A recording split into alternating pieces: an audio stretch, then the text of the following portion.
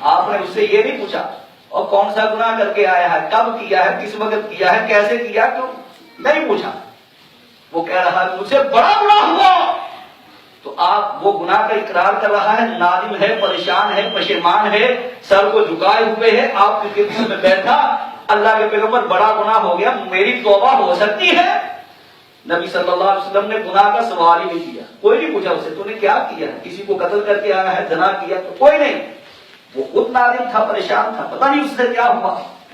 نبی صلی اللہ علیہ وسلم نے کیا جواب دیا؟ فرمایا میری ماں ہے۔ حضرات دیکھیں یہ والدین کی خدمت کا صلہ، وہ کہہ رہا مجھ سے گناہ ہوا، آپ فرماتے ہیں اللہ کا امک، تیری ماں ہے۔ وہ کہنے لگا اللہ کے پیغمبر میری والدہ فوت ہو چکی ہے، مجھ سے گناہ بڑا ہوا ہے، مجھے توبہ کا طریقہ بتا دے، مجھے تو۔ آپ نے فرمایا ماں فوت ہو چکی، اللہ کے پیغمبر فوت ہو